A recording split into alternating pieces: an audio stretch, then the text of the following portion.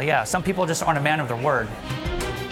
Parts of the Bay Area cleaning up, digging out from one of the worst storms in years. But before we dry out, another round of rain is already here. Good evening. I'm Ken Bastida. And I'm Elizabeth Cook. We have live storm team coverage this evening. We begin with KPIX 5's Juliet Goodrich along the Russian River, where evacuations are underway. Juliet? Liz, hundreds of people had to evacuate. I had to tell you, it was dry this afternoon, so it gave people kind of a sense of relief. But the rain has kicked in. This neighborhood behind me, well, you can't really even go into it because of the feet of water right now. But you know what? Residents in Guerneville tell me they've been through this before. They have years of experience. In Guerneville, when it rains, it floods. Lynette Guptill knows all too well. And you used to live in that house there? Yes, ma'am. Yes. Yeah, we anticipate this every year. Tim Doyle tells me he has been through this before, many times. He recalls the floods of '86. Any difference? Oh, this is nothing. This is just a incidental flood. Incidental flood? Yeah, 86 was a wipeout. But it's no incidental flood to folks living here. This RV camp that is usually along the Russian River is now in it. The people living here had to clear out. We're about at crest right now. Russian River rescue crews have been boating up and down the river, assessing the damage and making sure everyone is safe. To give you a little perspective and a lay of the land, this is someone's backyard. You can see their car is almost submerged right now. Fortunately, their home is lifted, so it didn't flood. The river peaked around 2 this afternoon at a crest of 35.2 feet. The river is expected to remain at flood levels into early morning.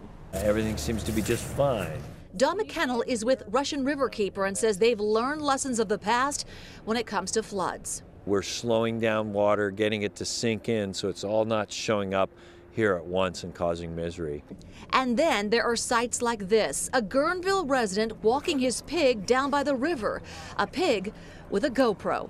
Pig's eye view? Pig's eye view. Her name's Olive Cobblepot, and she's just looking out for all the other animals. She's going to report back and show, how they see the river.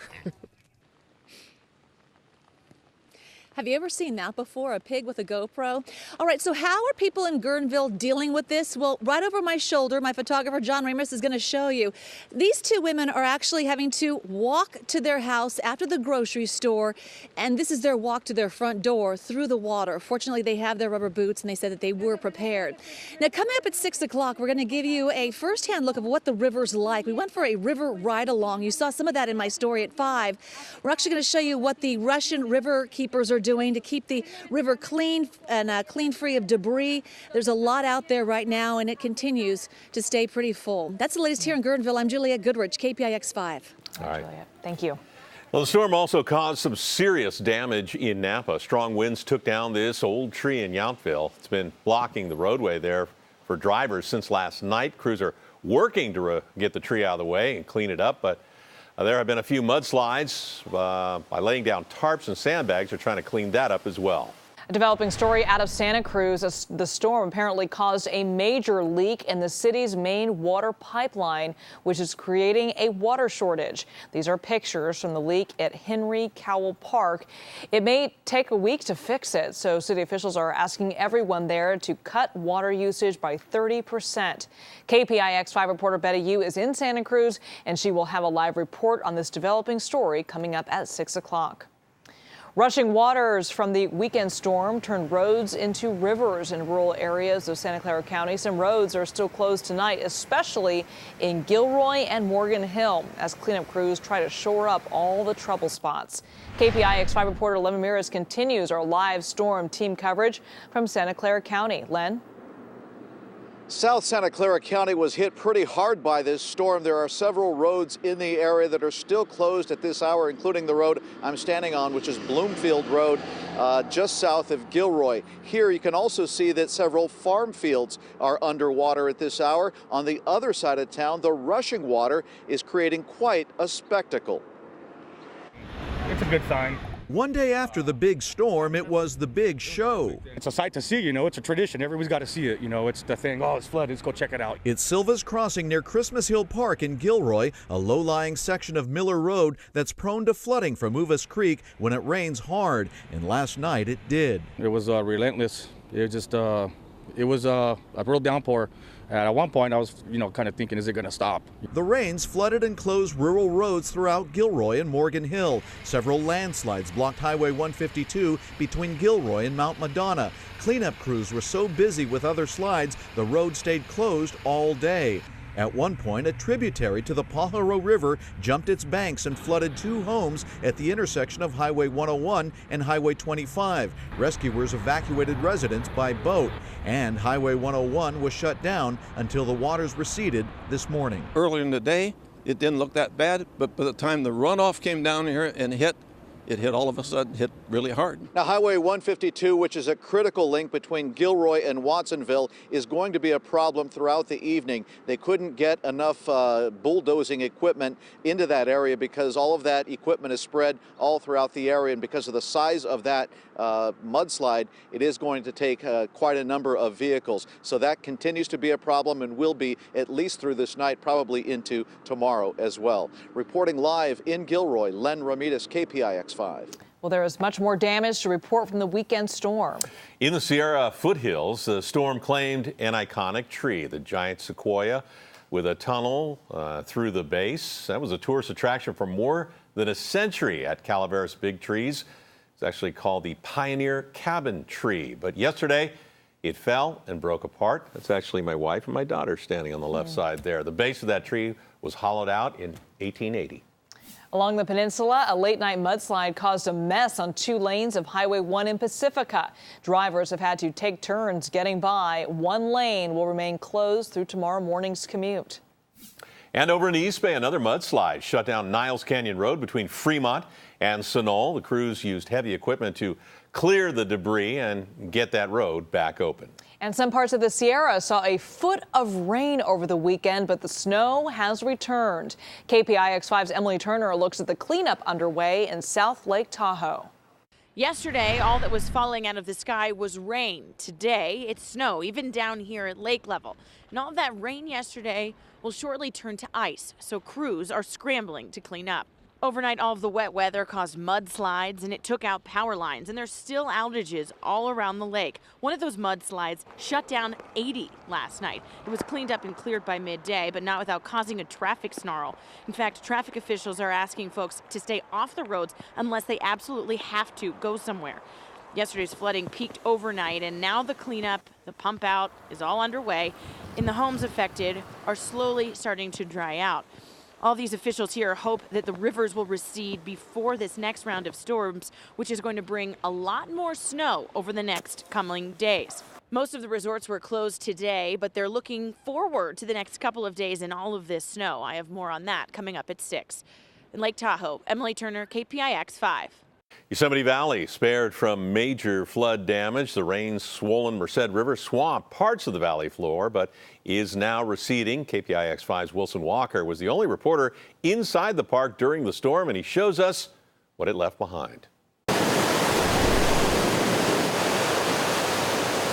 So we ended up cresting at 10,500 cubic feet per second. When the rain and melting snow hit their crescendo this morning, the Merced ran high, but it did not run angry, just knocking at the door of campsites like Half Dome Village and making a drive around the valley feel more like a drive around a lake. So that puts us at just above a 10-year flood.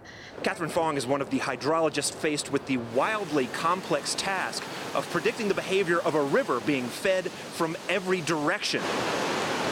She says the lack of real damage following this 10-year flood is no accident. Yeah, so the 1997 flood, which is our flood of record, kind of rewrote the map in Yosemite Valley in terms of where infrastructure is. As soon as mid-afternoon, the Merced had already dropped back to flood stage, but as impressive as this river has been over the past 2 days, the real story wasn't down here.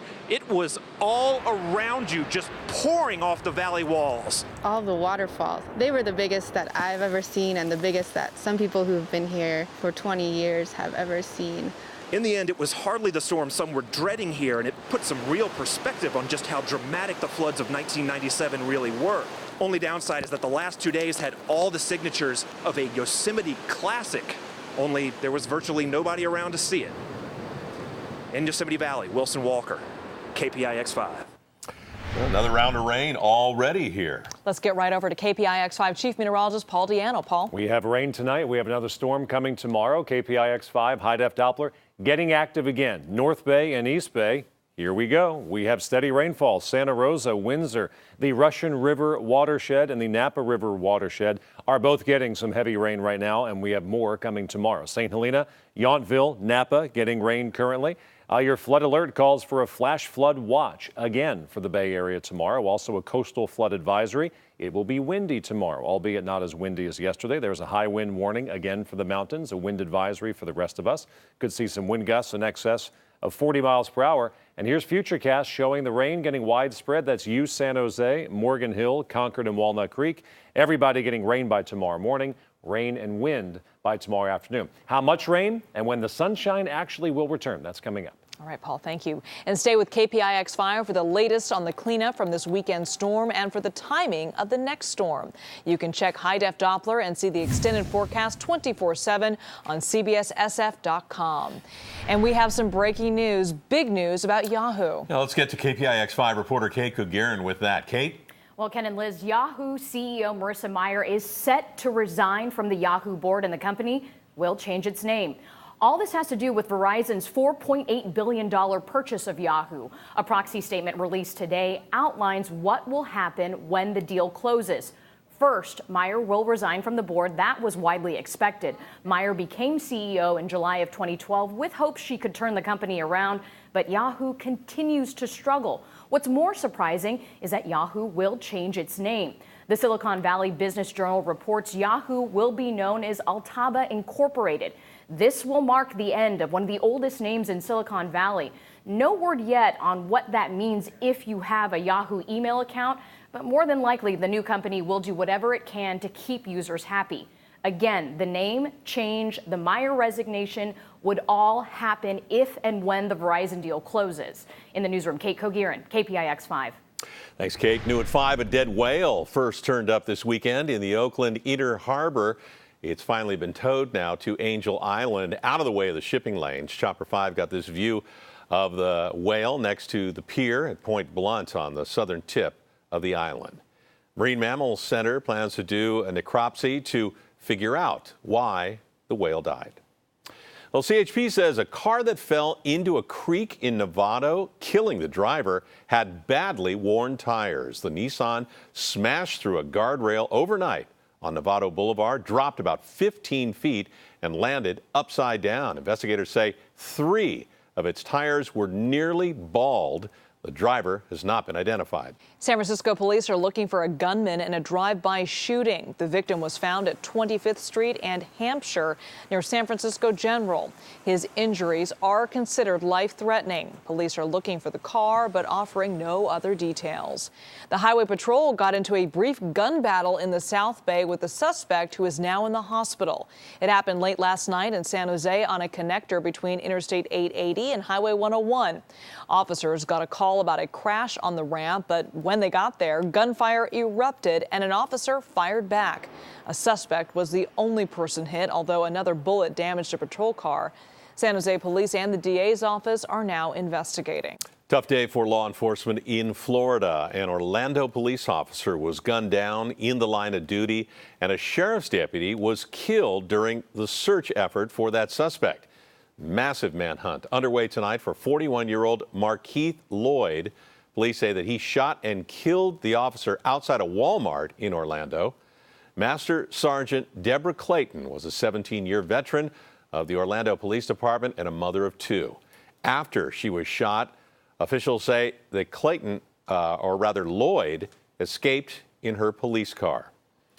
As authorities searched for him, a sheriff's deputy was killed in a motorcycle crash. Investigators are offering a $60,000 reward for information leading to that suspect's arrest.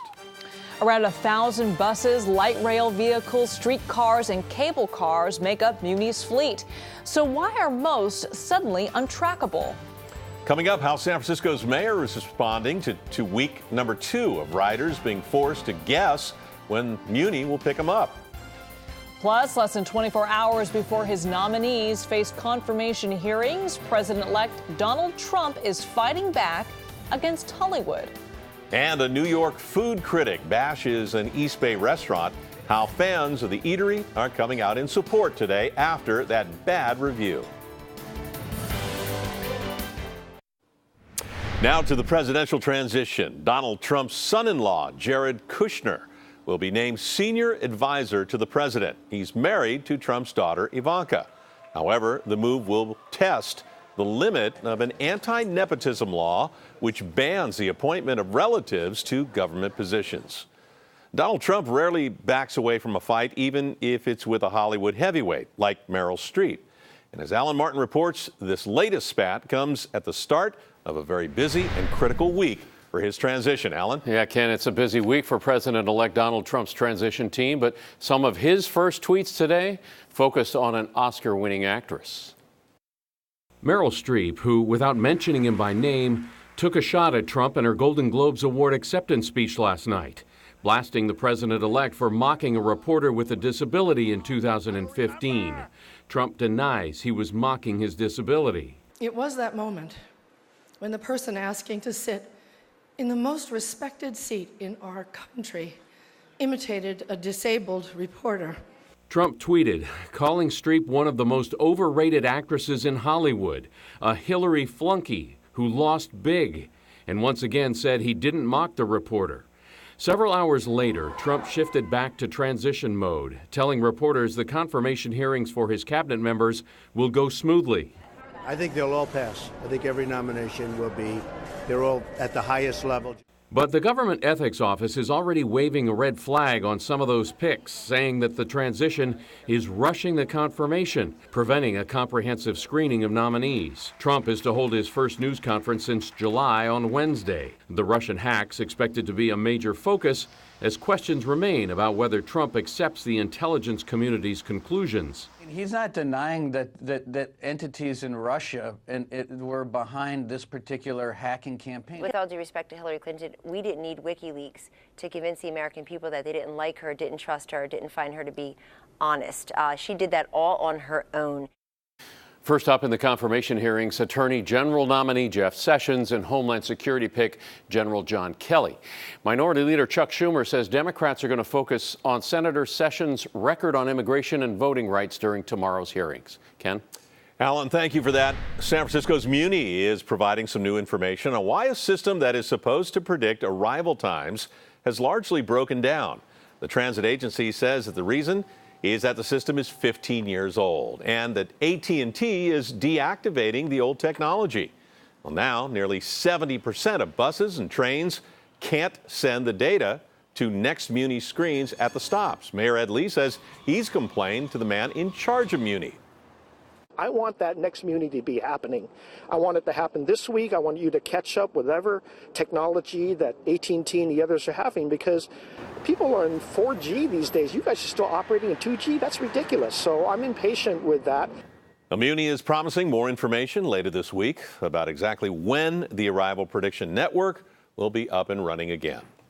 And new at 5, an East Bay restaurant known for giving its employees a hand up is falling short with some critics. The New York Times laid into Oakland's Local with an unfiltered review of the food and gave it 0 stars. KPIX 5's Jessica Flores tells us employees and customers are pushing back. At Local in uptown Oakland, the people are a main ingredient. How you doing today? Good, good. But they aren't seasoned chefs. This your first time cooking?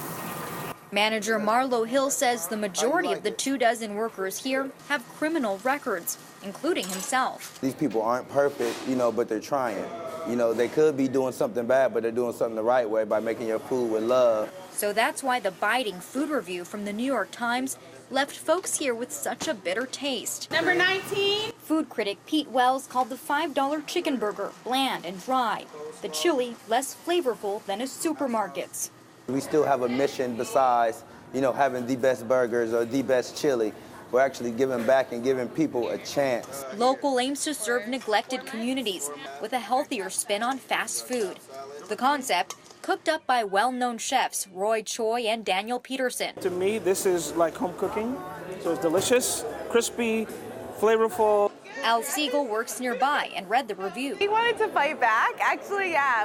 Seeing that was like, yeah, we're going to go get lunch together and we're going to go to local to support them. The reviewer may not have minced words. That's okay, Marlowe says, as long as the community gives these cooks a chance. People need a second, third, fourth, fifth chance. So that's why local is so important to me, because I got, a second, third, fourth chance, and I would love to give someone else, more than one chance. In Oakland, Jessica Flores, KPIX 5. On Mother Nature's menu, another storm. It arrives tomorrow. We'll go hour by hour to find out which 6 hours are going to be the stormiest. And it's raining outside already right now. We'll talk about how much rain you can expect through Thursday and when the sun will make its triumphant return. That's also next. Nothing will stand in our way. Coming up all new at 6 o'clock tonight, San Francisco makes a last-minute pitch to win the George Lucas Museum, the epic West Coast battle over a cultural treasure. One more storm before we get a break here in the Bay Area. That storm arrives tomorrow, but it's already raining in parts of the North Bay, raining rather steadily. The Napa River watershed getting wet right now. Vacaville, Fairfield, Napa, Yountville, the city of Sonoma. The Russian River watershed up towards Santa Rosa and Windsor getting wet as well. We have some showers for the East Bay. They have calmed down a bit, and we have one line of showers working its way down the peninsula south now of Half Moon Bay and Redwood City, and more rain for the Santa Cruz Mountains. Now the snow level is down. It's all snow at lake level and plenty of snow. We could be looking at 60 inches of new snow in the Sierra between now and Thursday afternoon. So the Russian River had its crest a few hours ago at 35 feet. The good news is that was 2 feet lower than the prediction from 24 hours ago. Some minor to moderate flooding there. The not so good news is the rain tomorrow will cause a secondary crest, which will be close to 36 feet coming up Wednesday afternoon. So the Russian River will not drop below flood level likely until Thursday. Now to the good news. Is all of this water helping our drought? The answer is absolutely yes. As a matter of fact, I checked the intake, the inflow in the Shasta Lake. That's not a misprint. Nearly 20 million gallons of water is flowing into Shasta Lake right now every second. More than 1 billion gallons an hour right now into Shasta Lake. That's a tremendous amount of water. That's good news. That's the water that we may be drinking in Northern California a couple months from now. 50s, 53 right now in Livermore, 52 for Santa Rosa. Where is that next storm? It is off to the west. The active storm track is still aimed squarely at Northern California. So the question is only when does that storm arrive? We have the scattered showers tonight. We will have scattered showers tomorrow morning. It's not until about mid-afternoon tomorrow. Here we go with the heavier rain and also some gusty winds. The stormiest hour, 8 or 9 o'clock tomorrow night. It'll be very wet and very windy, but showers continue into Wednesday. As a matter of fact, showers will continue all the way until Thursday. As for how much rain to expect, upwards of 4 inches of new rainfall in the North Bay Mountains and 4 inches of new rainfall in the rain-soaked Santa Cruz Mountains. So 3 things to remember. We're showery tomorrow morning, rain and wind increases tomorrow evening, and we likely will see more mudslides. Highs around 60 tomorrow, 60 in Oakland, 58 for Mountain View. We're wet and windy again. We catch a break by Friday. Friday through the weekend, we're dry with highs around 60 degrees, but one more storm tomorrow. We'll be right back.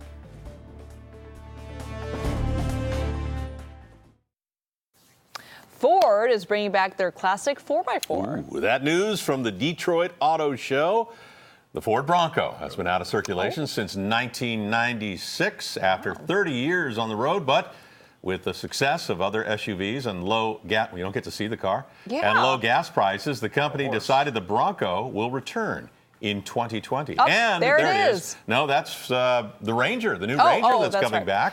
The small pickup truck was taken off U.S. market in 2011, expected to start selling again in 2019. Ooh, I'm intrigued by that 4x4. That's See it you for at 6.